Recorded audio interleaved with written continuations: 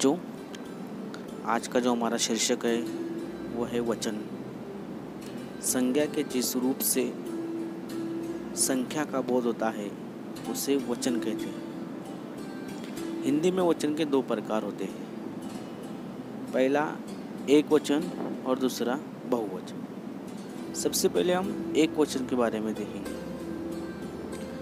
एक वचन संज्ञा के जिस रूप से एक ही वस्तु का बोध होता हो उसे एक वचन कहते हैं। जैसे बालक, बालिका, पेन, कुर्सी, लोटा, दूध वाला, अध्यापक, गाय, बकरी, स्त्री, नदी, कविता आदि।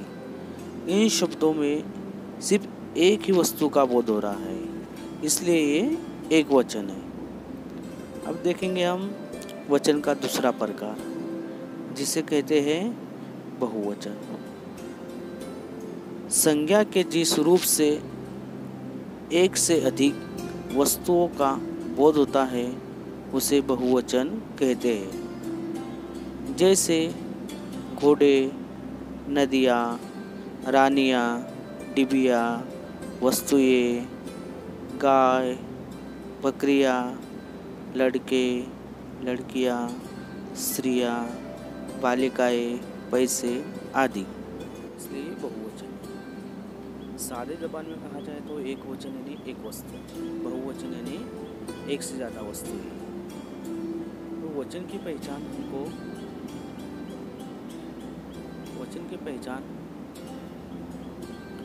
पहचान संज्ञा अथवा सर्वनाम या विशेषण पद से ही हो सकती है।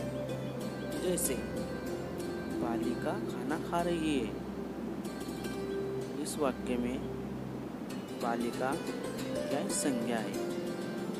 बालिका क्या है? संज्ञा है। तो इससे हमको पता चल रहा है कि वाक्य एक वचन है। दूसरा वाक्य देखिए, बालिकाएं खाना खा रही है, इसमें बालिकाएं क्या है? एक से ज़्यादा है, यानी बहुवचन का वाक्य है। इस तरह से हमको संज्ञा से पता चल रहा है कि एक वचन वाला शब्द कौन सा है और बहुवचन वाला शब्द कौन सा है। अगला वाक्य देखेंगे, वो खेल रहा है। अब इसमें वह क्या है? सर्वनाम है। वह सर्वनाम है। वो खेल रहा है, ये एक वचन का वाक्य है। और वे खेल रहे हैं, यानी वह और वे, इन वाक्य में वह सर्वनाम है और बहुवचन में वे सर्वनाम है। यानी हमको इस वाक्य में सर्वनाम से पता चल रहा है कि एक वचन वाला वाक्य कौन सा है और बहुवचन वाला वाक्य कौन सा है। तीसरा वाक्य देखेंगे हम, मेरी सहेली सुंदर है।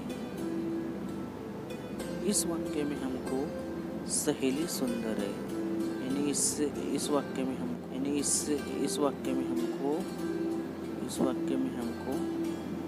विशेषण से पता चल रहा है कि ये वाक्य एक वचन का है। और दूसरा वाक्य है, मेरी सहेलियाँ सुंदर है, यानी इस वाक्य में हमको विशेषण से पता चल रहा है कि ये बहुवचन का वाक्य है। पहले वाक्य में सहेली है और दूसरे वाक्य में सहेली है। इस तरह से सर्वनाम, इस तरह से विशेषण से हमको पता चला कि एक वचन वाला वाक्य कौन सा है और बहुवचन वाला वाक्य कौन सा है। यदि वचन की पहचान संज्ञा, सर्वनाम या विशेषण पद से न हो तो क्रिया से भी हो जाती है। जैसे ऊँट बैठा है, इसमें क्रिया क्या है? बैठा है। इस वाक्य में क्रिया क्या है? बैठा है। और दूसरे वाक्य में क्या है? ऊँट बैठे हैं, यानी क्रिया एक। बैठा है यानी एक वचन, बैठे हैं यानी एक से ज़्यादा। यानी हमको क्रिया से भी पता चलता है कि ये शब्द एक वचन है या बहुवचन है।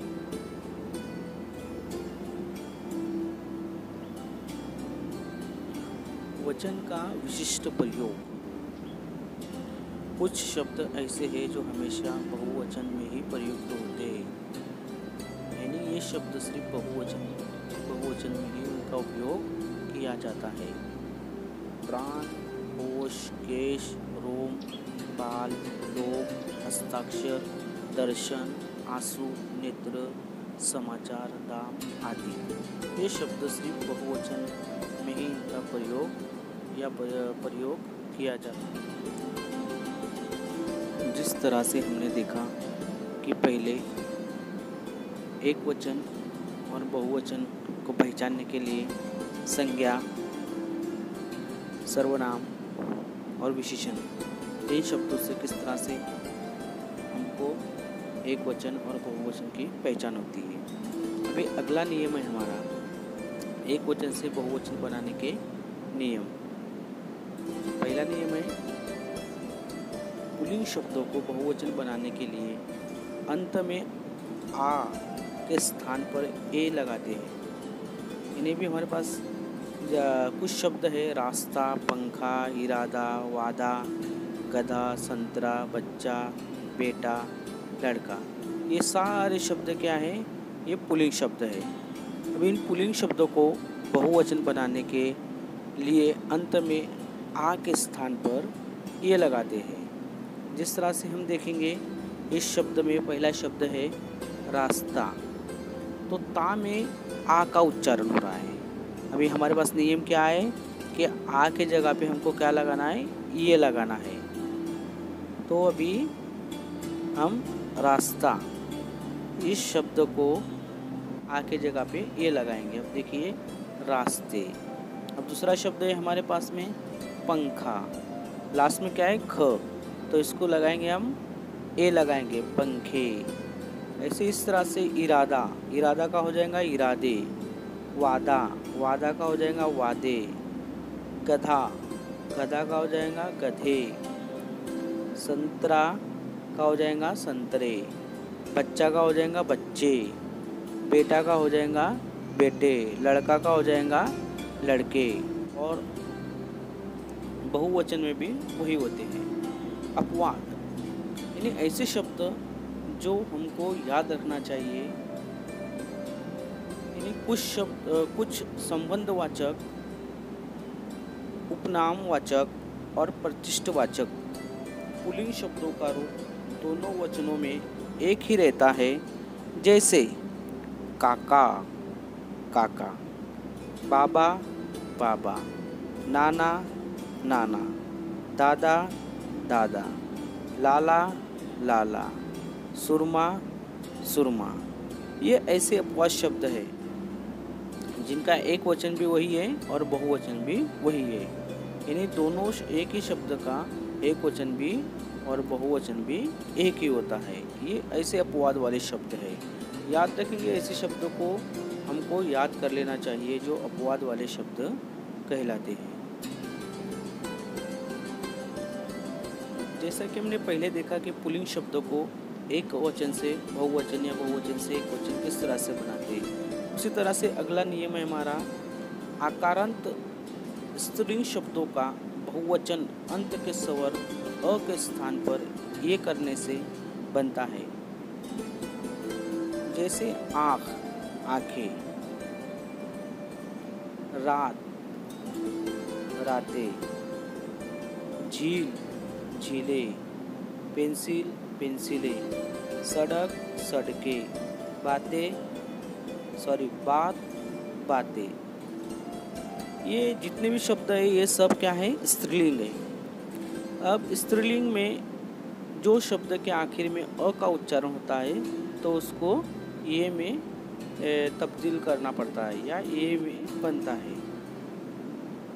इसका अगला नियम है इकारांत। और इकारांत संज्ञाओं में ई को ह्रस्व करने से अंत स्वर के पश्चात या जोड़कर बहुवचन बन जाता है। जैसे टोपी, पी में क्या हो रहा है? ई का उच्चारण हो रहा है, यानी बड़ी ई का उच्चारण हो रहा है, तो इसको क्या लगाना है? या लगाना है। तो क्या हो जाएगा? टोपिया। उसके बाद में सखी, सखी का हो जाएगा सखिया।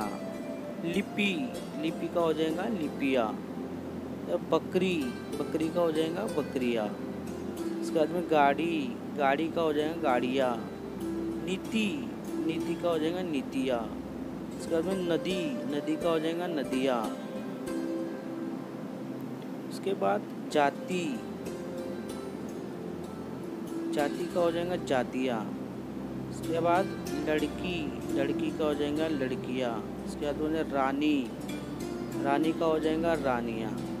आपने सभी शब्द देखा बच्चों के सभी शब्द के आखिर में ई का उच्चारण हो रहा है, बड़ी ई का उच्चारण हो रहा है। तो बड़ी ई का जहाँ पर उच्चारण होता है तो वहाँ पर या लगाया जाता है। याद रखेंगे कि इकारांत और इकारांत संज्ञाओं में ई को ह्रस्व करके अंत स्वर के पश्चात या जोड़कर बहुवचन बनाया जाता है। नीचे और कुछ शब्द है जैसा थाली, थाली का बन गया थालिया। शक्ति, शक्ति का शक्तिया। स्त्री, स्त्री का स्त्रिया।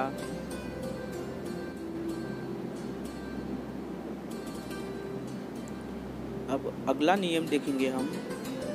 स्त्रीलिंग शब्दों के अंत में आ के साथ ये जोड़ने से भी बहुवचन बन जाता है। अभी कुछ शब्द है हमारे पास में कविता, माता, सभा, गाथा, बाला, सेना, लता, जटा। ये सारे शब्द क्या है स्त्रीलिंग है और इनके आखिर में आ का उच्चारण हो रहा है। यानी ऐसे शब्द जिनका अंत आ वाले स्त्रीलिंग शब्दों के अंत में आ के साथ ये जोड़ने से भी बहुवचन बन जाता है। अब देखेंगे हम कविता। कविता में क्या आ रहा है ता। अब नियम क्या है हमारे पास में, आ को हमको क्या करना है ये लगाना है। तो कविता ए। दूसरा शब्द है माता, माता का हो जाएगा माताए। अगला शब्द है सभा, सभा का हो जाएगा सभाए। अगला शब्द है गाथा, गाथा का हो जाएगा गाथाए। फिर है बाला, बाला का हो जाएगा बालाए। यानी ये सारे शब्द है ना, सारे शब्द में क्या आ रहा है लास्ट में आ का उच्चारण हो रहा है। इसलिए आ का उच्चारण होता है जिन स्त्रीलिंग शब्दों में उनको ये लगाया जाता है। अब देखेंगे हम सेना। सेना, सेना क्या है स्त्रीलिंग शब्द है ये। अब इस शब्द के लास्ट में भी आ रहा है तो ये सेनाई हो जाएगा। लता, लता का लताए। जटा, जटा का हो जाएगा जटाए। यानी सारे जो शब्द थे स्त्रीलिंग शब्द इनके आखिर में आ रहा था, इसलिए हमने इनको बहुवचन बनाने के लिए ये जोड़ दिए सारे शब्द।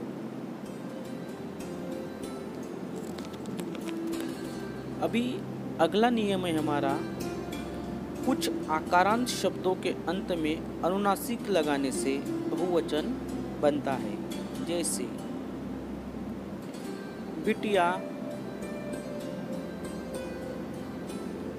का बिटिया, खटिया खटिया, डिबिया डिबिया, चूहिया चूहिया, बिंदिया बिंदिया, कुतिया कुतिया, चिड़िया चिड़िया, गुड़िया गुड़िया।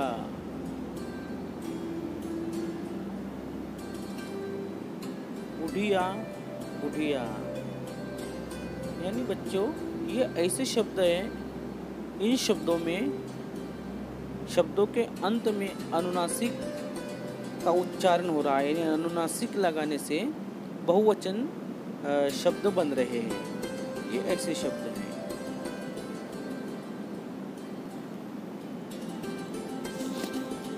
अभी अगला नियम यानी अगली ट्रिक ये है हमारे पास कि अकारांत और आकारांत पुल्लिंग व इकारांत स्त्रीलिंग के अंत में ओ जोड़कर बहुवचन बनाया जाता है। जैसे बहन बहनों, बरस बरसों, राजा राजाओं, साल सालों, सदी सदियों, घंटा घंटों, देवता देवताओं, दुकान दुकानों। यानी ये जितने भी शब्द हैं उनको लास्ट में क्या जोड़ रहा है, ओ जोड़ रहे हैं हम। अब देवता देवताओं, दुकान दुकानों, इसके बाद महीना महीनों,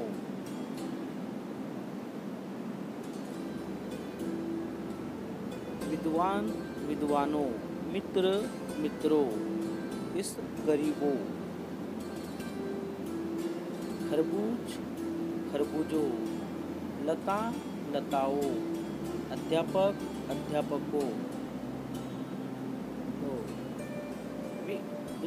दूसरी ट्रिक है उसकी, या दूसरा नियम है, अनेक शब्दों के अंत में विशेष शब्द जोड़कर, जैसे पाठक पाठक वर्ग, पक्षी पक्षी उन, अध्यापक अध्यापकगण, प्रजा प्रजाजन। यानी इससे हमको आसानी से पता चलता है कि शब्दों को किस तरह से, विभक्ति संध्याओं वाले शब्दों को किस तरह से अ आ के स्थान पर वो लगाया जाता है, या विशेष जो शब्द रहते हैं उसको उरुंद या गण या जन, जो ये लगाकर उन शब्दों को एक वचन बहुवचन बनाया जा सकता है। अगला नियम है, कुछ शब्दों के रूप एक वचन तथा बहुवचन में समान पाए जाते हैं। यानी ऐसे शब्दों को हमको रूबरू हो जाना चाहिए, ऐसे शब्द हमको याद कर लेना चाहिए। ये जो शब्द होते हैं उनका एक वचन भी और बहुवचन भी एक ही होता है। ये शब्द याद करने जैसे है दोस्तों, क्योंकि इनका एक वचन भी एक ही है और बहुवचन भी एक ही है। देखो मैं पढ़ता हूँ शब्दों को, छाया छाया, याचना याचना, कल कल, घर घर, क्रोध क्रोध, पानी पानी, क्षमा क्षमा, जल जल, दूध दूध। ये ऐसे शब्द हैं जिनका एक वचन बहुवचन एक ही होता है। दूध दूध, प्रेम प्रेम, वर्षा वर्षा, जनता जनता। इन शब्दों को अच्छी तरह से हमें याद करना चाहिए, क्योंकि इनका एक वचन भी एक ही होता है और बहुवचन भी वही होता है और एक वचन भी वही होता है। क्योंकि ऐसे शब्द जब हमारे सामने आते हैं तो हम सोचने पे मजबूर जाते हैं कि ये एक वचन होगा या बहुवचन होगा, मगर ये कुछ ऐसे शब्द हैं जिनको हमको याद रखना चाहिए, जिनका एक वचन भी एक ही होता है और बहुवचन भी एक ही होता है। कुछ शब्द विशेष शब्दों के बहुवचन, जिस तरह से खबर खबरात, कायदा वाइद। यानी जो शब्द है, विशेष शब्द है, उनके बहुवचन किस तरह से आ रहे हैं। जवाहिर, अमीर उम्रा, कागज़ कागजात, मकान मकानात। ये ऐसे शब्द है, विशेष शब्द, जिनके बहुवचन थोड़ा अलग नज़र आते हैं। जैसा कि हक, उसका बहुवचन हुकूक, ख्याल ख्यालात। तारीफ शब्दों को एकदम खास विशेष शब्द है ये, इन शब्दों का बहुवचन कुछ अलग प्रकार से इस तरह से होता है।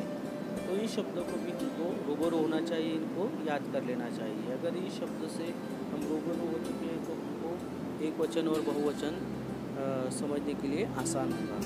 तो आज का हमारा जो टॉपिक था वो यहाँ पर ही